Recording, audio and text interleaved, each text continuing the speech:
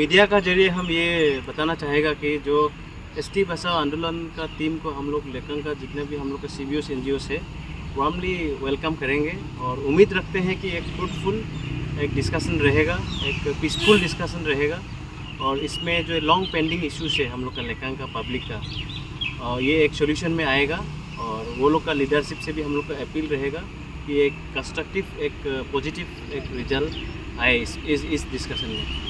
আমাৰ যিবিলাক লেকাঙৰ পাব্লিক সিহঁতকো আমি অনুৰোধ জনাইছোঁ যে আমি সিহঁতৰ লগত বহিব গৈ আছোঁ, আপোনালোকে অলপ ধৈৰ্য ধৰি থাকক যে সিহঁতৰ পৰা আমি নিগেটিভটি আশা কৰা নাই, আমি সিহঁতক মানে পজিটিভলি আশা লৈ কিনে সিহঁতৰ লগত বহিব গৈ আছোঁ আৰু কোনো ধৰণৰ যাতে অপ্ৰীতিকৰ পৰিস্থিতিৰ সৃষ্টি নহয়।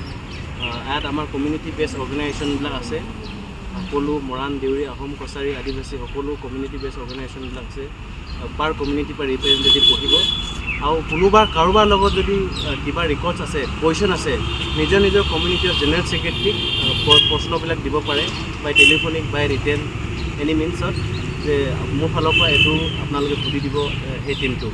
আমি কাৰণ মিটিঙত বহুত জেগা কম আছে, আমি লিমিটেড আমি ছিলেক্ট কৰিছোঁ যিবিলাক এক্সপাৰ্ট হয়, যিবিলাক হিষ্টৰিয়ান হয়, যিবিলাক ভাল অৰিয়েটৰ হয়, যে কাহানী জানে সেইবিলাক মানুহ ছিলেকশ্যন কৰি পেলাই আমি পাব্লিক ৰিপ্ৰেজেণ্টেশ্যন এটা বনাইছোঁ।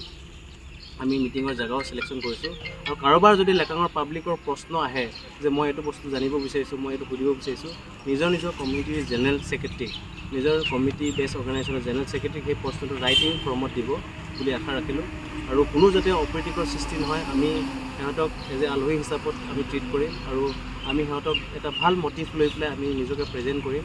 আমি আশাবাদী, আমি 30টা বছৰ আশা লৈ আছোঁ আৰু কেইদিনমান আশাহেৰে সিহঁতক আমি ৱেলকাম জনাইছোঁ আৰু আমি ভাবিছোঁ ৰিজাল্ট পজিটিভ হ'ব। যদি পজিটিভ নহয় আমি পাছে পৰ্বে আমি ৰাইজৰ লগত ডিছকাছ কৰিম যে আমি কি সিদ্ধান্ত ল'ব লাগিব। ধন্যবাদ।